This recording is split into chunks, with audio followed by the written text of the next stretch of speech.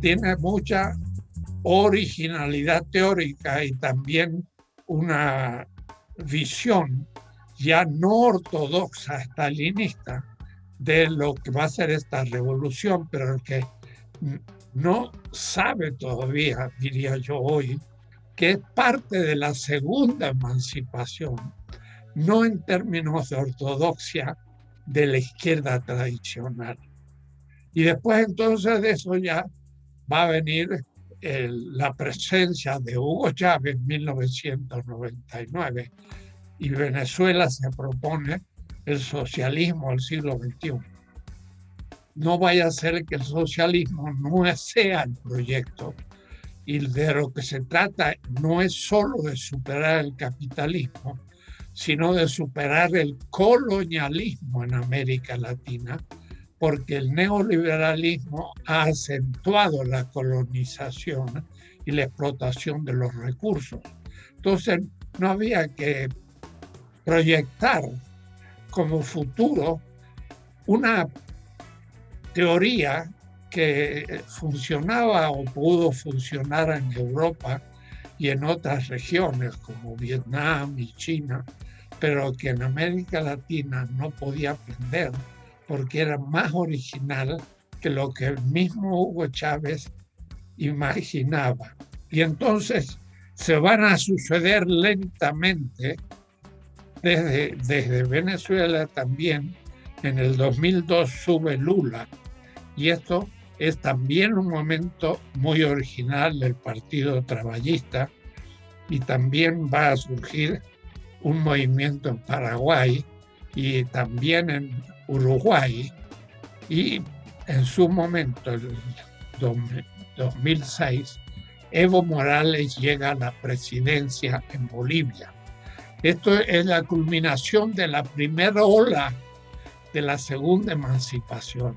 Un indígena que llega a ser presidente después de 500 años. Es la segunda emancipación creciendo en conciencia. Pero viene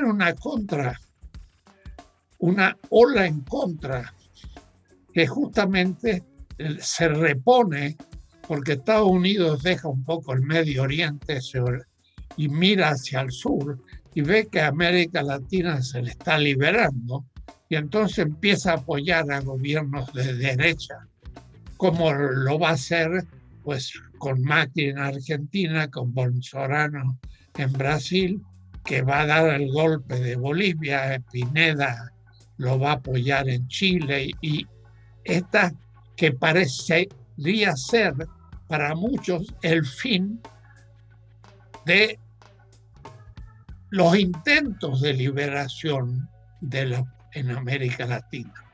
Y en el momento en que ya se estaba declamando el fin del proceso emancipatorio latinoamericano, yo dije, atención, la historia es más larga, así que hay que darle más lugar a la historia. ¿Y quién iba a decir que es México el que nunca hizo una revolución después de 1810, que era completamente neoliberal en sus últimos gobiernos, desde Carlos Salinas de Gortari, siguiendo por Fox, llegando hasta Peña Nieto, que fue un entreguismo total, neoliberal, y al mismo tiempo una deuda impagable, que es el gran negocio de todos estos procesos contrarrevolucionarios. México, con Andrés Manuel López Obrador, logra un triunfo en 1917-18, inesperadamente, porque cuando yo viajaba por América Latina y hablaba de Andrés Manuel López Obrador, todos me decían quién es, qué hace, y entonces estamos en un retorno. Estamos en la segunda ola, con contratiempos como acaba de acontecer en Ecuador y que puede acontecer en Colombia, pero vemos que estos gobiernos de derecha neoliberal se sostienen poco tiempo. ¿Por qué? Porque el pueblo latinoamericano ya va tomando conciencia de la segunda emancipación, que no nadie la ha nombrado así y que tampoco se ha explicado, y le estoy exponiendo casi por primera vez. Pero el pueblo sabe que ahora las cosas irán más a fondo que antes, porque hemos sido derrotados y podemos triunfar, pero con una originalidad en que no podemos explicar esto por ninguna categoría del siglo XIX y XX y veniendo de Europa. Morena, ¿es acaso un gobierno populista? Bueno, hay que discutir qué es populismo, porque también fue populista, si se quiere, pues Cárdenas, que fue la confiscación del subsuelo, del petróleo, del gas, de las minas contra Estados Unidos, y era una afirmación nacionalista. Por otra parte, Cárdenas habló del socialismo, pero en realidad era una reforma capitalista. Era el capitalismo dependiente que no quería depender del capitalismo central. Entonces, ciertamente no era socialista como lo pretendió Castro y se encontró con el muro del imperio que dijo hasta aquí y no más, y lo bloqueó. Lo mismo que Venezuela, no. Pero claro, Venezuela tiene la reserva más grande de petróleo del mundo. Y por eso que no se debe solo a bloquear una revolución, sino a apropiarse de una fuente de energía enorme que tiene Venezuela y no la va a aflojar. Y los europeos, aún los partidos socialdemócratas o progresistas, pues apoyan la condenación de Venezuela. ¿Cómo es posible que en Alemania la socialdemocracia apoye la condena del proceso de Venezuela y también en España, porque no es democrático? ¿Qué democracia estamos hablando? Venezuela está bloqueado por su riqueza, porque Estados Unidos quiere el petróleo venezolano, pero además porque el ejército es el que hizo ese cambio histórico, y una vez que el ejército está decidido a no entregarse a Estados Unidos, es más complicado para Estados Unidos hacer algo en ese país. Por eso lo logró en Bolivia, lo logró ahora en Ecuador, porque los movimientos populares no tienen el ejército. Pero Venezuela sí y Cuba también. Son los únicos dos ejércitos que apoyan el proceso de la segunda emancipación.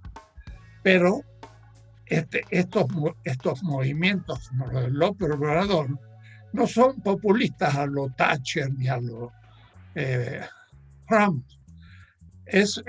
Son gobiernos populares de pueblos empobrecidos por la dependencia neoliberal, aplaudida por la Unión Europea. La Unión Europea condena hoy a Venezuela. Quiere decir que tiene una visión puramente colaboracionista de Estados Unidos y no tiene la capacidad de una política exterior propia, porque no tiene suficientes fuerzas para poder oponerse hoy a Rusia y a la China. Y entonces la Unión Europea no ayuda al proceso de la segunda emancipación en América Latina. No es populista estos movimientos, es popular, que es distinto. Es progresista. Bueno, ¿qué significa progresista? Alguien que no es fascista, Bueno, sí, claro, no son fascistas, estarían contra los nazis ahora. Pero cuidado, porque en su época de oro, todos los gobiernos de Perón, de Vargas, de Cárdenas, estaban en buenas relaciones con Alemania porque justamente los liberaba de Inglaterra, Francia y Estados Unidos, que era lo que nos tenían sujetos. Es decir, que era un apoyo muy relativo. ¿Son gobiernos socialistas? Ciertamente no. No son socialistas. Empiezan a tener una cierta conciencia anticapitalista y sobre todo antineoliberal, porque han visto cómo vacían la riqueza de los países y los endeudan. Y es quizás un movimiento socialdemócrata, nada que ver, porque la socialdemocracia en América Latina no ha funcionado. No es un marxismo que ha querido gobernar y se ha transformado en un partido reformista. No, nada de eso. Es algo distinto. Y por eso entonces quiero plantear el tema teórico. ¿Qué son estos movimientos tales que se han dado con Lula, que se han dado con Kirchner, con Tabaré Vázquez en Uruguay, con el MAS en Bolivia, con el socialismo democrático chileno, con el gobierno de Correa en Ecuador y con López Obrador en México? No tenemos una claridad de lo que son. Hablando con García Linera, le dije, mira, tenemos que clarificar de qué se trata. Y ninguna de las categorías tradicionales del proceso europeo nos sirve, porque los europeos plantearon temas de países centrales que no eran coloniales y la descolonización no era un problema fundamental. En cambio, América Latina sí ha seguido siendo neocolonia y la descolonización es fundamental porque no hay acumulación de capital, porque lo roban, pero lo roban con empréstitos innecesarios, invadiendo las minas en manos de Canadá, en México, queriendo explotar el petróleo con el gobierno justamente de Peña, que les entregó las posibilidades. Quiere decir que en Estados Unidos y Europa no hay conciencia de lo que América Latina en este momento debe hacer. Se trata de un proceso de la segunda emancipación, pero no con España y Portugal, sino con Estados Unidos. Nuestro enemigo geopolítico actual es Estados Unidos, del que somos objetivamente patio trasero y nos siguen explotando mientras puedan. Estados Unidos no hizo lo de Alemania, que convocó a los países de Europa para hacer una unidad donde cada uno era igual. Estados Unidos nunca ha pensado en la igualdad con América Latina. Cuando arregla las relaciones con un país es para verlo cómo lo va a explotar mejor. Y siempre ha sido esta la política. Entonces tenemos que ver con mucha atención el tema teórico de qué se trata estos movimientos. Y no podemos juzgarlos con categorías europeas del siglo XIX y XX y menos norteamericanas. Una democracia demócrata norteamericana, donde en realidad el pueblo no elige a los representantes, sino que confirma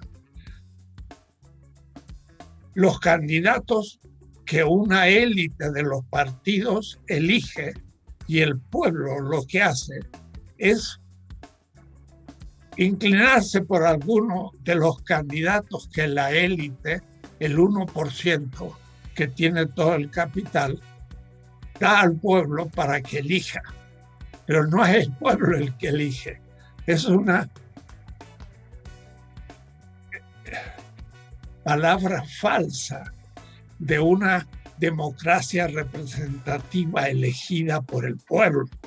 El pueblo, el pueblo oprimido, el pueblo obrero, el pueblo de color negro, porque es afroamericano, latino, todo. Más del 50% del pueblo norteamericano no elige los candidatos, los confirma uno de los propuestos. Quiere decir que no es una democracia que nos interese, porque nosotros necesitaríamos una democracia realmente popular. Pero hay que organizar al pueblo no solo por la representación, sino por la participación. En la Constitución venezolana hay 5 poderes: ejecutivo, legislativo, judicial, poder electoral y poder protagonista del pueblo, que elige los jueces del poder judicial. En nuestro sistema es el ejecutivo y el representativo los que eligen el poder judicial. En Venezuela no. El pueblo elige el poder judicial y lo vigila. Y también elige al poder electoral, que no solo juzga las elecciones políticas, sino hasta de un club de fútbol, donde si la minoría ha sido engañada por otros grupos, puede recurrir a ese poder electoral para que vuelva a convocar la asamblea del club de fútbol para que cumpla sus estatutos. Pero ese poder electoral lo elige al pueblo, no como en México, que el poder electoral, el INE, ha sido elegido por un gobierno neoliberal del pasado y ahora hackea al poder ejecutivo y legislativo elegido efectivamente por el pueblo. Necesitamos un otro tipo de Estado y tenemos que tener una teoría acerca de muchas exigencias en esta segunda emancipación. Y de ahí que es necesario discutir teoría política, qué es el Estado, que es neocolonial y que todavía pretende liberarse de un Estado central imperial como Estados Unidos, y en el pasado era España. Esto hace todos los procesos de América Latina. No podemos aplicar las mismas categorías para entender el problema chino, que es completamente distinto, el hindú, que también es distinto, de los países árabes que todavía no han organizado el Estado secular, de la África bantú o negra, que no tiene todavía un Estado organizado, y ante una Europa que sigue teniendo pretensiones coloniales, pero aliada a Estados Unidos a su sombra y no con política propia, y América Latina, que tiene entonces un horizonte único, distinto, y nos cabe como responsabilidad a los intelectuales, ¿cómo lo voy a llamar?, de izquierda. Bueno, eso era una denominación en la Revolución Francesa. ¿Qué significa izquierda y qué significa derecha? ¿Que es progresista? Bueno, progresa, pero ¿con qué finalidad? Que es popular, pero cómo ha organizado el pueblo para que realmente tenga una voz y voto. ¿Es una revolución? Sí, pero no como la soñó Marx, sino de otro tipo. Entonces, des en cuenta, lo que yo quería plantear hoy es que la situación latinoamericana es única y que está exigiendo nuevas categorías para entender qué es lo que está pasando. Morena en México es un partido populista, yo digo no. Es un partido revolucionario, marxista, digo no. Es un partido descolonial, ni siquiera hay mucha conciencia, porque la élite, aún de izquierda, es neocolonial y eurocéntrica en la teoría y en la práctica. Y entonces tenemos muchas tareas que realizar para poder explicar la originalidad en que nos encontramos en procesos como hoy en Colombia, donde se levanta el pueblo contra un gobierno neoliberal dependiente de Estados Unidos y apoyado por Estados Unidos como portaavión que hackea a Venezuela y desde donde podría producirse quizás una invasión. Pero tampoco es eso. Y hoy ese portaavión tiene más problemas que el propio Venezuela y todo el apoyo de Estados Unidos, pero vemos que no funciona mejor. Bloquean a Venezuela y esta resiste, pero al mismo tiempo ayudan a Colombia y esta explota. Y Brasil sangra el apoyo que Estados Unidos da al presidente brasileño, como le dio a Macri un apoyo firme, y era un robo completo, y haberse apropiado de miles de millones de dólares que han ido a parar a los países fiscales de personas con nombre y apellido de Argentina. Macri es un irresponsable, no duró mucho. Eso le está pasando a los que quieren volver a la dependencia. Ya no es posible.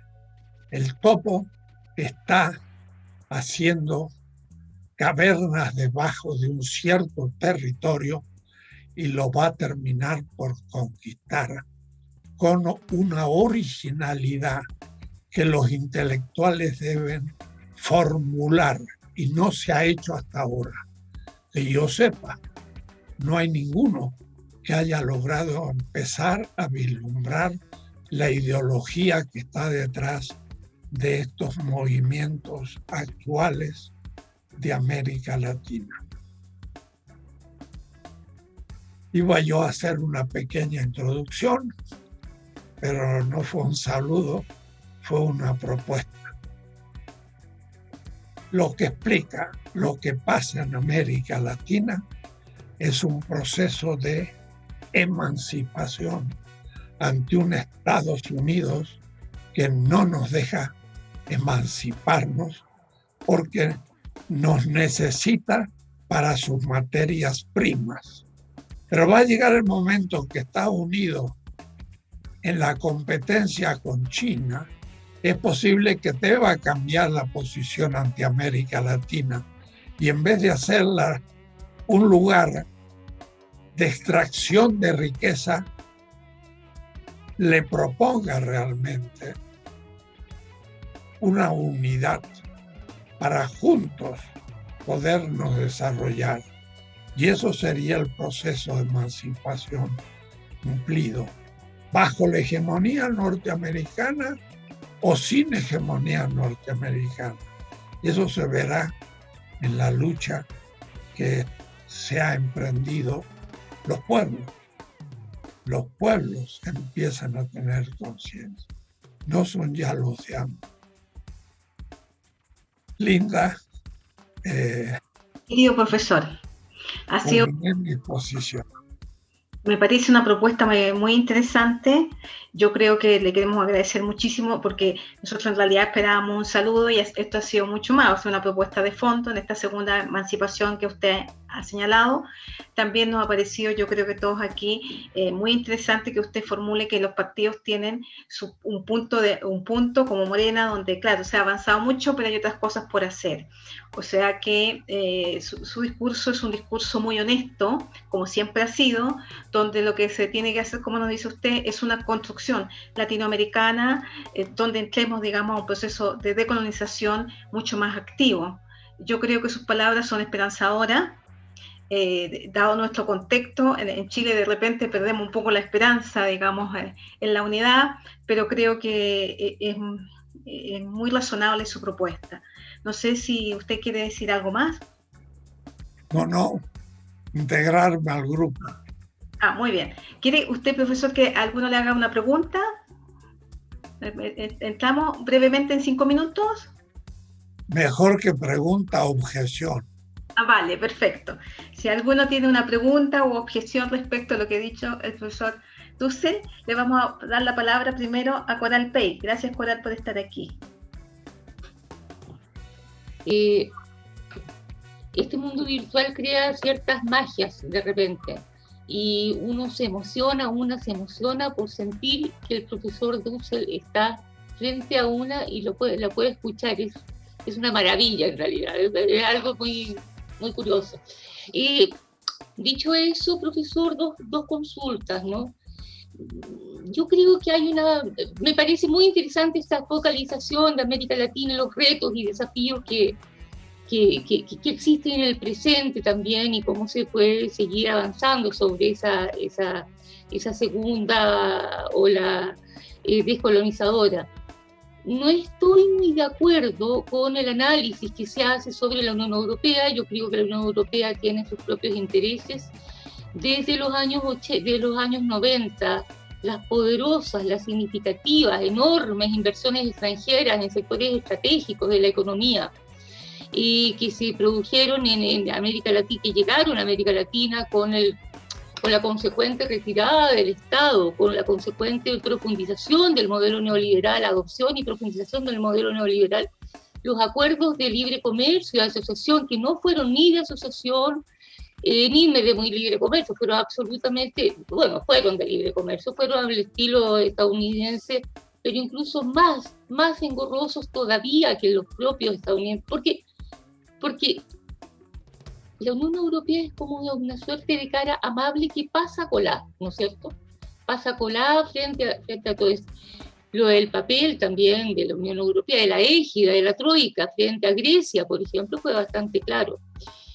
Fue bastante terrible. Entonces, eso por una parte, y por otra, ¿cómo usted conceptualiza el caso chileno dentro de todo esto? ¿Cómo entendemos este caso tan sui generis, ¿no es cierto? Porque no es ni socialismo ni democrático. Son 30 años, no son 30 pesos, son 30 años. Entonces, ¿cómo usted lo mira dentro de todo nuevo, dentro de toda esta nueva ola? Eso. Gracias, Coral. Lautaro.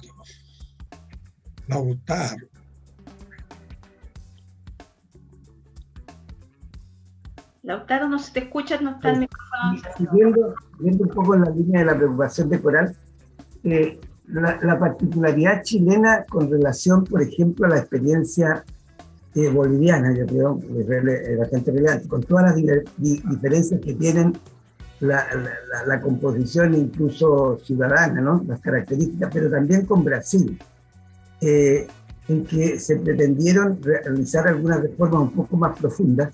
Sin embargo, la crítica que hacemos a la experiencia sostenida en Chile es que hasta hoy vemos que hoy día está marcando un hito importante en lo que será la historia de la historia política del Chile de este siglo.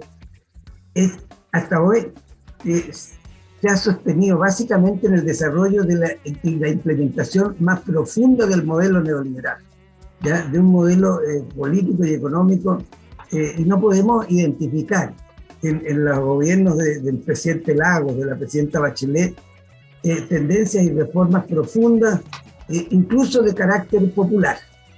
Yo creo que en el plano legislativo laboral, en el plano económico, en el desarrollo y apoyo hay muy pocas normas y leyes que pueden tener carácter popular y que son muy mezquinas. Por ejemplo, el tema previsional, respecto de no tener ningún respaldo, parte importante de la comunidad nacional de tipo previsional, se le otorga entonces una pequeña cuota de recursos mínimos a la población que no era parte del sistema previsional privado.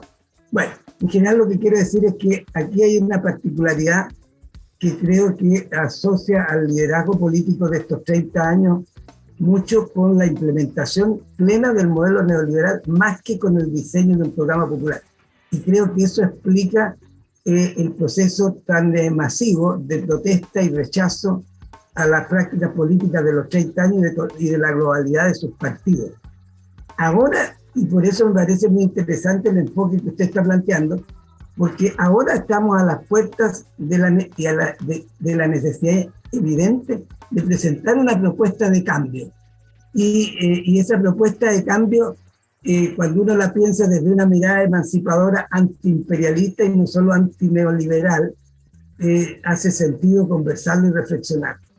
Ese comentario quería hacerle en relación, no quiero dilatarme mucho más. Entre otras cosas, por ejemplo, nosotros reconocemos un movimiento social como potencial nuevo aliado para los cambios, que son el pequeño empresariado, por ejemplo. Ahí hay algo novedoso que me hace sentido con lo que usted dice. Vamos a plantear un proyecto de carácter popular, no populista, pero no de carácter socialista. Me parece muy, muy interesante eso que usted plantea. Ahí termino. Creo que hay una pregunta más de Alejandro. Sí. Vale. Sí, la verdad es que poniéndole mucha atención a la exposición que hace el profesor, llamada la mirada histórica que él tiene, porque arranca, digamos, de los procesos de emancipación del colonialismo europeo del siglo XIX, se adentra en el siglo XX. Entonces yo quisiera detenerme un poco en hacer una consulta y una reflexión respecto de los procesos emancipadores de América Latina, y me voy a detener en dos que tienen una característica nacional popular, particularmente lo que significó la Revolución Mexicana de principio del siglo, digamos, que generó una institucionalidad y un nuevo orden para ese país que poco a poco se fue deteriorando y fue decayendo, digamos, el contenido popular que tuvo ese proceso de principio del siglo, lo cual, digamos, derivó a fines del siglo XX y los años que llevamos de este siglo en una corrupción absoluta, digamos, de ese sistema y la institucionalización de un partido que gobernó por muchos años en México. Y el otro proceso que me interesa, por lo menos, darle una breve visión, digamos, lo que pasó en Nicaragua. En Nicaragua también hubo un proceso de emancipación que tuvo un carácter popular, que se dio en el contexto, digamos, de la Guerra Fría en el continente y el papel que tuvo Norteamérica en ese momento, pero que posteriormente deriva en situaciones muy complejas, muy controvertidas respecto de la dirección política que asume ese proceso. Entonces, me gustaría darle una vuelta a esos dos temas, digamos, por qué procesos emancipadores en el continente que tienen una particularidad y que tienen su razón de ser en las características y las condiciones de esos países, terminan o derivan en situaciones como las que estamos describiendo ahora. Muchas gracias. Bueno, yo justamente respondiendo de una manera global, yo diría que esta segunda emancipación será, sí, también anticapitalista, pero para eso tendrá que ir creciendo. Por ahora, no sabe bien qué objetivo político debe alcanzar. Y ciertamente no tiene una propuesta hecha contraria al neoliberalismo, sino que la irá haciendo en el propio proceso de gobierno. Para mí, la visión que tiene el presidente de Bolivia actual, Arce, es un ejemplo. Él, desde un punto de vista empírico, ha tomado ciertas medidas concretas que habría que irlas unificando como un proyecto, que no son anticapitalistas de frente, pero sí son anti-neoliberal. El proyecto que tenemos que intentar no lo tenemos hecho. Habrá que hacerlo sobre la marcha. Y hay que tener claro que no sabemos qué va a dar. Pero, ¿quiénes son los actores de ese proceso? Es por una parte el Estado, que una cierta izquierda extrema denigra. La forma Estado es, por definición, dominación. Y ahí tenemos a Holloway, que nos propone el mejorar el mundo sin tomar el poder. El poder del Estado. Esa extrema izquierda está fuera de foco y no es lo que se necesita. Esa extrema izquierda nunca ha estado en el gobierno y cuando está no sabe qué hacer. O es decir, no va a ser un proyecto idealista de extrema izquierda. Tiene que ser un proyecto realista del fortalecimiento del Estado, pero no a la manera de los estados autoritarios europeos, entonces, que significaría un estado nazi o estalinista. No, un estado que resista justamente el imperio norteamericano y que defienda al pueblo.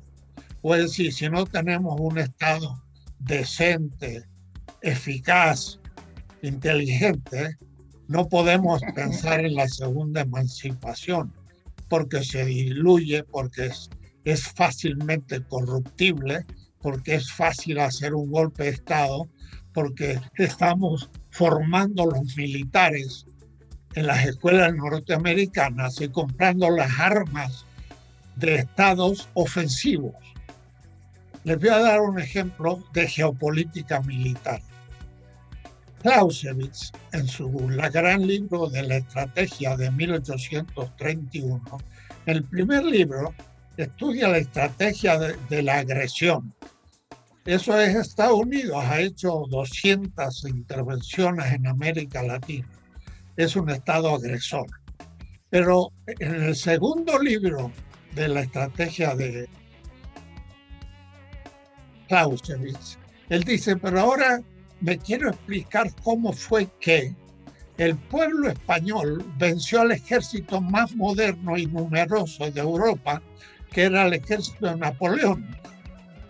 Y el pueblo español fue el que venció a Napoleón y por eso el rey de España volvió a ejercer el poder. No fue ningún gran general, no fue nadie de la nobleza, fue el puro pueblo. Y entonces Clausewitz dice, fue una guerra de defensa. Pero ¿qué significa eso? Que vamos a comprar aviones. Si Estados Unidos es el país que tiene más aviones y más moderno, lo que hay que hacer son fábricas de misiles tierra-aire. Claro que cuando instalemos la primera fábrica nos la cierran, porque no lo van a permitir. Podemos tener más misiles tierra-aire que aviones de Estados Unidos. Y entonces no nos pueden invadir. En vez de comprar tanques, que lo que hace es usarse contra el pueblo, tenemos que enseñar a los campesinos a usar bazucas y explotamos los tanques cuando vengan los de Estados Unidos. Hay que cambiar la estrategia militar. ¿Dónde está la escuela latinoamericana para formar militares de otro tipo que respondan a un pueblo y empiecen a tener armas y tener una estrategia contra Estados Unidos? Bueno, el día que lo hagamos, empezaremos a hacer Cuba o Venezuela, y por eso son peligrosos. Todos nuestros ejércitos no sirven para nada, porque lo que hacen es lo que está haciendo ahora en Colombia, reprimir al pueblo, y lo que hizo en Bolivia, reprimir al pueblo, y Bolsonaro, que es un ex militar, y en Argentina quien hizo el golpe, los militares, y quien es Pinochet, un militar. Tenemos que cambiar y formar nuestros militares. Nadie habla de eso, y al mismo tiempo no tenemos claridad sobre el proyecto. Lo tenemos que ir construyendo paso a paso, pero hacer una teoría detrás que vaya formulando, primero, el nuevo tipo de Estado. Cómo el pueblo puede ser protagonista en el mismo pueblo, Estado. Porque los gobiernos de izquierda se corrompen rápidamente, porque como ganan salarios que nunca ganaron los diputados, senadores, gobernadores de izquierda, que era un obrero que tenía un salario de $300 y de pronto ahora es diputado y gana 10 veces más. Ahora ya que no lo saquen de ahí porque está feliz, y entonces se corrompe porque solo haberle puesto tal salario es corruptivo. Y entonces tenemos el gobierno que debe ser repensado, el tipo de político que debe ser repensado, los partidos políticos que no deben ser maquinarias electorales, sino escuela de una nueva política, pero para eso necesitamos tener escuelas en los partidos, intelectuales que sepan ser profesores en esos partidos donde los jóvenes son formados de manera que aguanten ser senadores con un salario el triple de lo que ganaban como obreros, pero no 10 veces o 20 veces más, porque entonces por el solo hecho de ser senador, diputado, gobernador y el salario que recibe, pues lo que quieren en el futuro es seguir recibiéndolo y se constituye como una élite política ya corrupta, aunque sea de izquierda. Es decir, hay que pensar muchas cosas y pensarlas de a poco, porque si las pensamos en bloque, no anda. Uno de los actores es el Estado, tiene que funcionar. Otro de los actores es sí la empresa privada, pero la empresa privada que es vigilada desde el bien común. Y el mercado es un lugar de competencia, pero también regulada. No es ella, el mercado, la que regula todo como en el neoliberalismo, sino que es un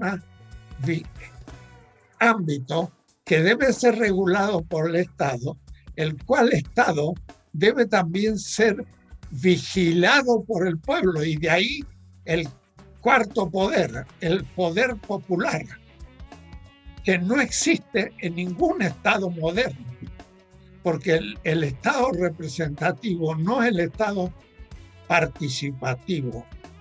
Algún país como Noruega tiene realmente participación el pueblo. Por ejemplo, en un juzgado hay un veedor de la comunidad de ese lugar, y los lunes tiene que ir y preguntar a los abogados defensores, todo marcha, es justo, a los jueces como marcha, y si ve que hay un problema, llama a una auditoría, y esa persona tiene autoridad de mover una policía, porque es un poder participativo.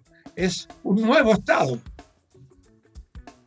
que nunca se ha imaginado en la modernidad, porque el Estado moderno es un Estado que se elitiza de inmediato y se corrompe justamente por el capital. Y entonces el maridaje Estado-capital es lo que significa el oponente. Hay que imaginar un nuevo Estado, un nuevo mercado, una nueva participación de la empresa privada y de la empresa pública. Miren los chinos. El capital financiero está en manos del Estado y por eso que los chinos no tienen un sistema capitalista. Aunque haya empresas privadas, pero también del municipio. Hay municipios en China que tienen una fábrica de autos y compiten entre ellos, pero el capital financiero está en manos del Estado y es el que lo distribuye. Entonces, hay que pensar que se va a hacer el nuevo Estado, la nueva economía, el nuevo mercado sobre la práctica y no con a prioris donde ya sabemos a dónde vamos. No sabemos a dónde vamos, pero hay que ir produciendo coherencia en las reformas.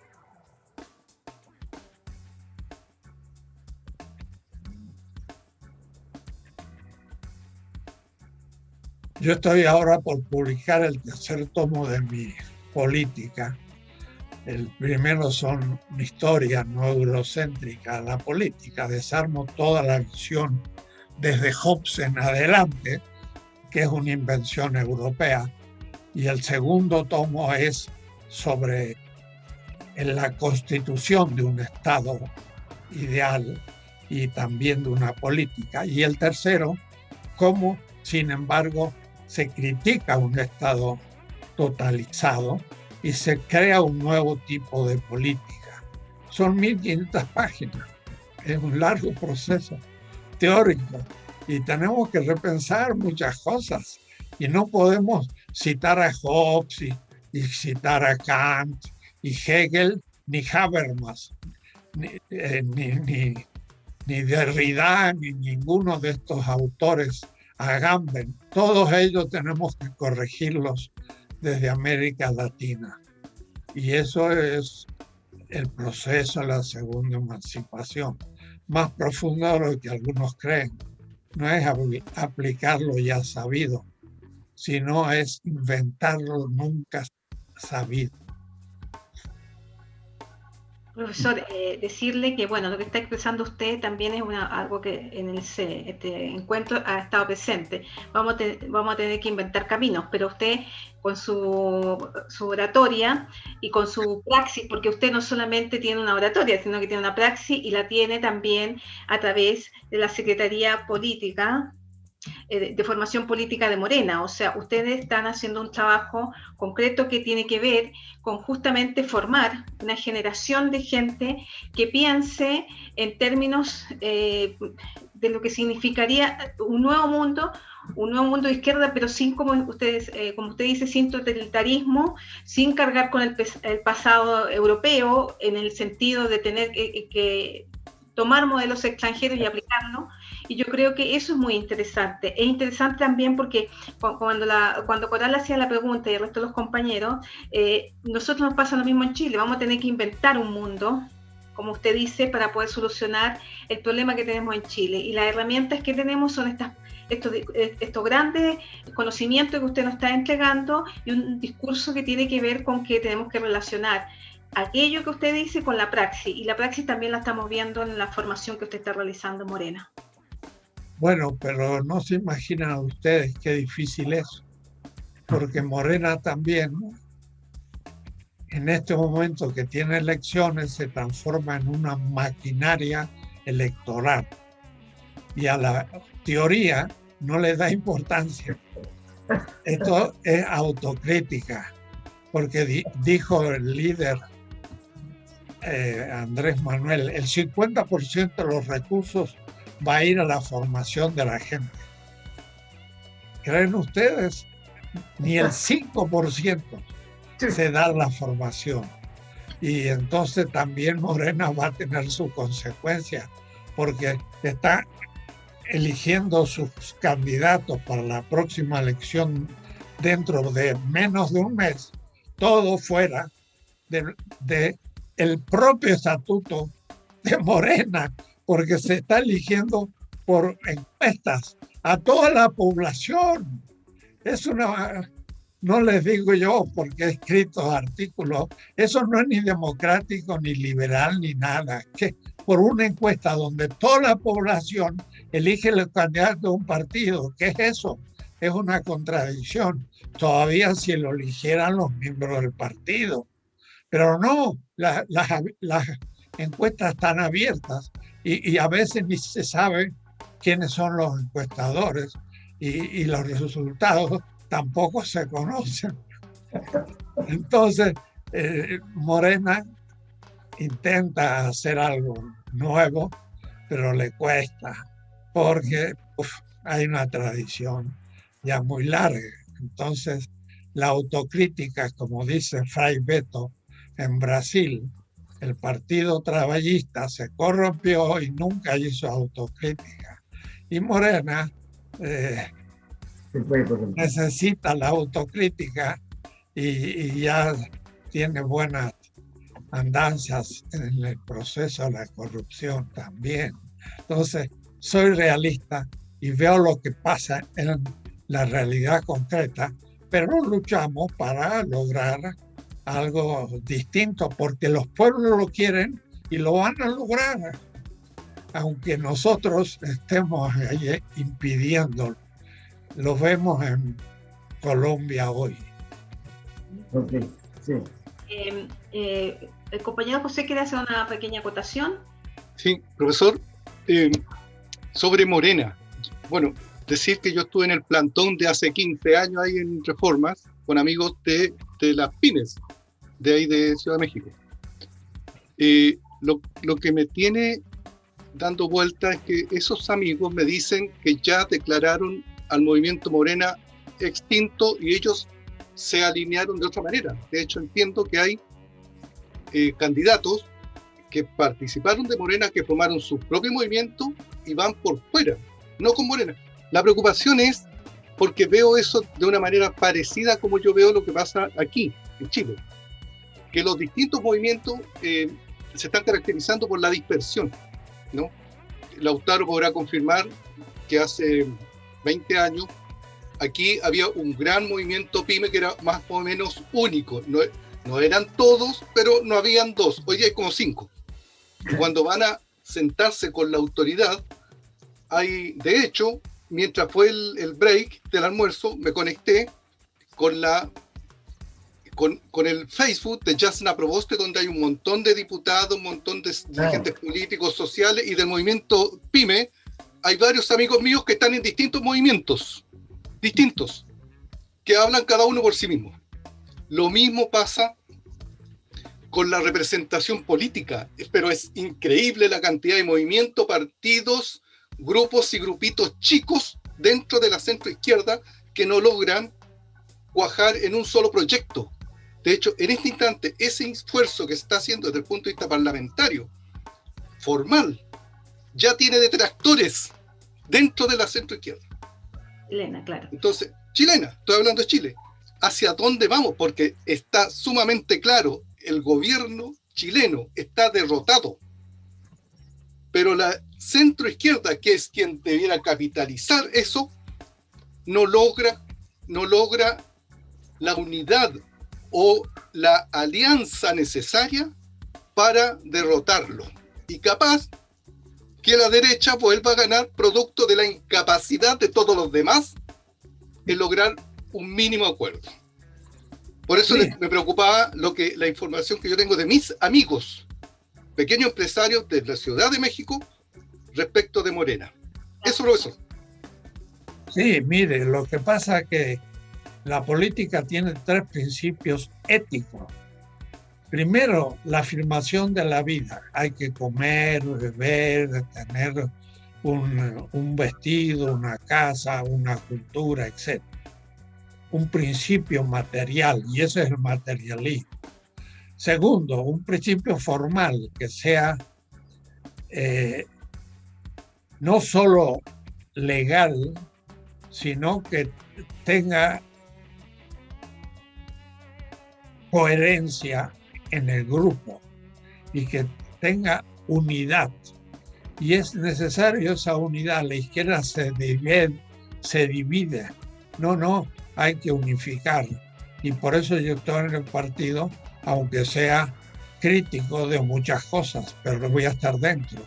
Porque formar un nuevo partido, un nuevo movimiento, es lo contrario a la emancipación. Y hay un tercer principio, que es la factibilidad. Hay que hacer cosas posibles, pero no posibles pragmáticas sin principios. No, hay que hacer cosas posibles y de acuerdo a los principios. Y hay que tener principios éticos, que son la esencia de la política. Y entonces eso se deja de lado en la izquierda porque cada uno tiene sus proyectos revolucionarios para mejorar, pero se olvida de que la política exige la unidad, y la unidad con respecto a un pueblo que te da la autoridad, y da la autoridad en la medida que eres coherente, que te comprometes con ellos en concreto y que propones cosas posibles, no imposibles. Entonces, si ahora yo no puedo luchar contra el neoliberalismo porque no tengo todavía una doctrina y un proyecto antiliberal coherente, pues iré atacando el neoliberalismo parcialmente, poco a poco, y esperando cuando tengamos más coherencia. Hay que ser siempre, seguir el principio de la eficiencia. Y entonces, si yo me separo, pues la izquierda es mandada a dividirse. Y miran, estamos usando ya una palabra, la izquierda, y estaremos de acuerdo todos con su significado. Y son izquierda esa gente que piensa un proyecto ideal ahora y aquí, aunque seamos 5, hay que ver si son izquierda o son extrema izquierda. Y entonces, pues claro, los movimientos se separan. Y ahí viene el juego de el liderazgo. La izquierda, y ahora la uso la palabra, ha tenido mucho miedo a la liderazgo porque pensó en Stalin, pero se olvida de que no ha habido ninguna de las llamadas revoluciones, ni la cubana, ni la china, ni la vietnamita, que no haya tenido liderazgo. Hablamos de Mao Zedong, hablamos de Fidel Castro, hablamos de Ho Chi Minh, son líderes. Necesitamos articular también el liderazgo en la concepción de la política de, no sé cómo denominarle, porque progresistas o de izquierda es darnos ya un nombre y hay que ver qué sentido tiene. Entonces, son procesos difíciles, pero por eso necesitamos escuelas donde empecemos a discutir los temas y a publicar, tener una revista que se empiece a discutir el proyecto que se va a ir construyendo lentamente, que no lo tenemos. ¿Qué tiene usted en lugar del neoliberalismo? No tengo sino principios que pueden encarnarse y terminar por realmente formular un proyecto alternativo, pero no lo tenemos. Y hay que saber que no lo tenemos y hay que discutir entre nosotros para llegar a dar eso al pueblo y que vaya entendiendo el camino posible. Es un momento creativo importantísimo el que estamos viviendo, y en lo que parece un caos, en realidad es la vida que va encontrando una salida, como lo hace en la evolución de la vida. Llegó al ser humano después de muchos tantoneos o proyectos vegetales, animales, muchos tipos de animales, hasta llegar a los primates, y llegó a construir el ser humano. Así hay que construir también, por aciertos y desaciertos, el proyecto que viene. Pero hay que pensarlo estratégicamente y en profundidad para tener paciencia, saber que no es un proceso de unos días ni unos años, sino lleva más tiempo, pero que necesita siempre de la teoría. Y en ese punto Lenin decía correctamente, si no hay teoría, no hay revolución. Yo diría, si no hay teoría, no hay segunda emancipación. Y esto, en vez de dividirnos, debe unificarnos. Bueno, profesor, yo creo que ha sido una conferencia magistral muy interesante dentro de esta tarde, en este primer encuentro internacional por la unidad política y social de la ciudadanía antineoliberal en Chile. Usted ha dado una charla magistral que nos remite a una cuestión que es muy importante, que ha faltado en Chile, que es que desde el estallido social ha habido un gran movimiento, tanto en los movimientos sociales como políticos de izquierda, pero lo que ha faltado es una reflexión profunda de ver justamente cuáles son los caminos y cuáles son los retos que tenemos en términos de planificación política coherente para llegar a una alternativa democrática para Chile que evite, digamos, que caigamos en un proceso donde la derecha pueda gobernar. Como dice usted, eso no es una cosa que se pueda resolver a la brevedad, sino a largo plazo, pero el trabajo que usted está realizando con sus equipos en México a través del Partido Morena es un ejemplo de que en Chile también es necesario generar una formación política, no solamente en los jóvenes, sino en todos nosotros, que nosotros no necesitamos hablar de la cotidianidad, sí, pero necesitamos hablar también de problemas de fondo, que es el anticapitalismo diferenciado de todos los procesos que tienen que ver con lo antineoliberal. O sea, hay una separación en eso, y para muchos no está claro. También separarnos, digamos, de algunas experiencias europeas, porque también Europa tiene mucho que decir, ha hecho un gran progreso, pero no es lo mismo que pasa en Latinoamérica. No se pueden tomar, como dice usted, los modelos extranjeros, sobre todo el primer mundo, y querer aplicarlos en Latinoamérica. Tiene que haber una experiencia que nace también de, por ejemplo, el reconocimiento de los pueblos indígenas, de estructuras culturales muy diferentes, y para eso, digamos, necesitamos hacer un esfuerzo común para poder generar una resiliencia y también una interacción, no solamente al interior de Chile en términos políticos, sino dialogar, como lo estamos haciendo con usted, que también genera un input que nos hace movernos de nuestro estado de normalidad, donde continuamente estamos en Chile tratando de resolver esa inmediatez y pasar a un paso más allá, que lo que hemos intentado hacer aquí, y también usted lo está haciendo en su discurso, que no es un discurso cualquiera, es un discurso profundamente informado, y no solamente informado, sino que usted tiene una capacidad de innovación del pensamiento que también nos tiene que hacer a nosotros modificar nuestras estructuras antiguas para generar un mundo nuevo, un nuevo mundo político desde la izquierda, repensando justamente ese concepto de izquierda. Yo quisiera... Mira, en ese punto debo decir que yo he escrito mucho, pero ustedes pueden acceder en mi página. Yo tengo una página, enriquedussel.com, y ahí están todas mis obras y la pueden bajar gratis. Y entonces ahí tengo muchas obras, entre ellas 20 tesis de política, que está traducido a 6 lenguas. Y entonces ahí se plantean algunos de estos temas. Pero la obra grande es una política en 3 tomos, del cuyo tercer tomo estamos recién editándolo en Madrid. Y entonces tenemos muchas cosas que leer de nosotros mismos primero, antes de seguir discutiendo, ¿no?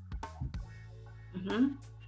Profesor, yo no sé si usted quiere cerrar con algunas palabras para después que demos curso al cierre del encuentro. No, yo ya hablé demasiado, así que pido más bien disculpas. Nosotros queremos agradecerle profundamente su presencia. Sabemos que estos días está un poco indispuesto, pero usted sobrepasa todo aquello, indiscutiblemente tiene más energía que nosotros aquí presentes. Así que estamos muy agradecidos por su generosidad de entrega y su conocimiento y su tiempo.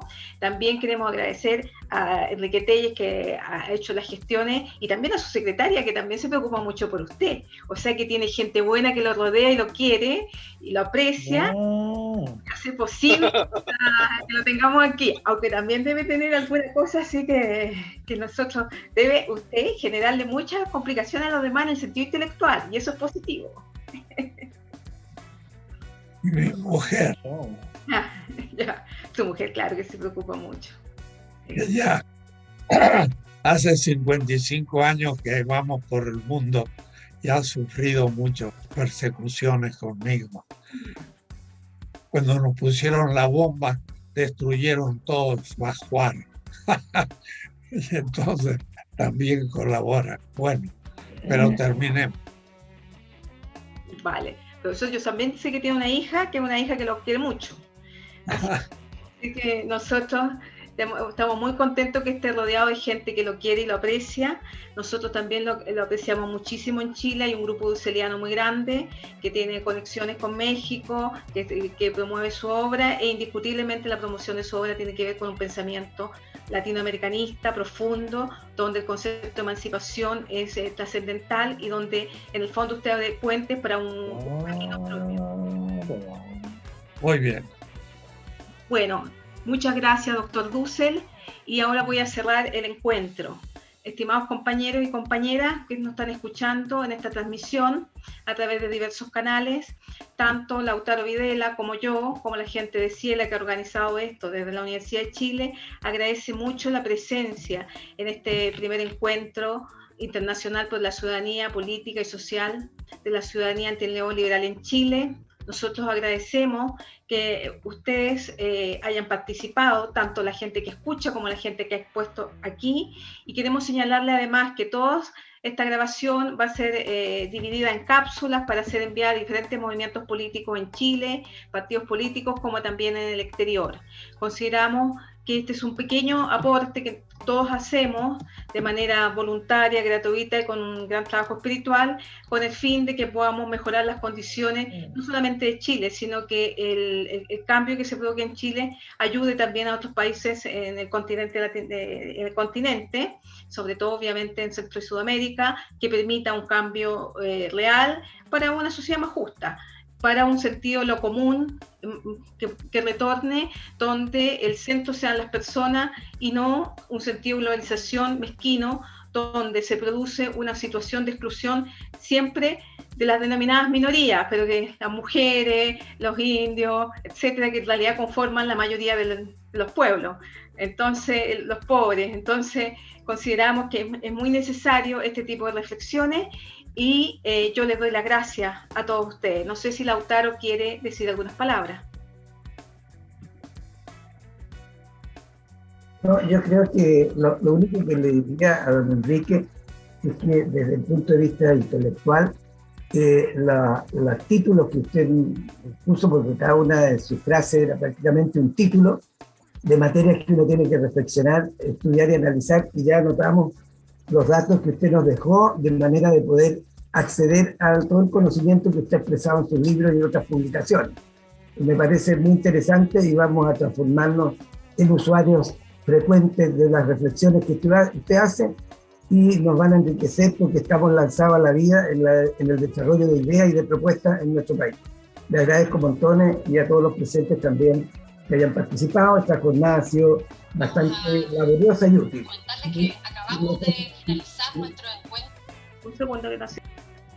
Y lo último que le quería decir que resaltar lo que planteó Linda en el uso de las nuevas tecnologías. Una parte interesante que queremos explotar es la captura de las distintas intervenciones esenciales, entre las cuales obviamente está la suya, don Enrique, de manera de divulgarla y generar espacios de debate en torno a los planteamientos que usted ha hecho, más allá de este círculo de corporaciones y otras instituciones que han apoyado esta iniciativa.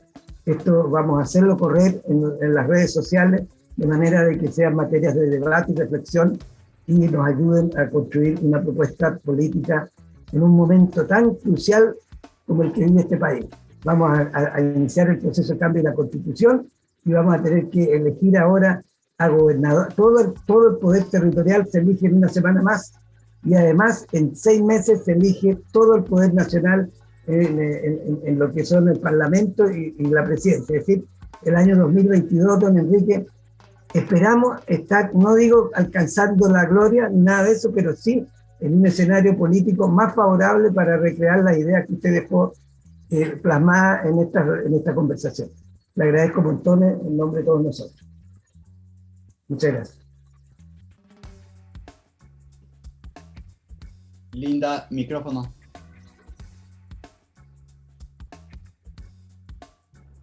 Gracias, Lautaro. Gracias a quien dijo que tengo que poner el micrófono. Yo quisiera señalar que este encuentro está apoyado por la Universidad de Chile, por CIELA, el Centro de Investigaciones Estéticas Latinoamericanas, por una PYME, que son las empresas de menor tamaño, tanto nacional como de la región de Valparaíso, por la Comisión Chilena de Derechos Humanos, por el Canal 3 de La Victoria, por el Bloque Chilena y Chileno en el Exterior, por el Colegio de Profesoras y Profesores de Chile, por Pensamiento y Praxis por Chile, Iniciativa 18 de Octubre, Reflexionando con Holanda, Bloque Social de Chilenos en Holanda, Apadrinamiento de Presos Políticos de Chile en Holanda y el Grupo de Apoyo a los Presos Políticos NL. Y también quisiera señalar que agradecemos muchísimo a los compañeros de Holanda que están transmitiendo, a Marcos de la Vega y Salvador Vázquez, también a la compañera que está transmitiendo de Santiago, que María José Ríos, y también a todos los asistentes aquí. Muchas gracias, compañeras y compañeros.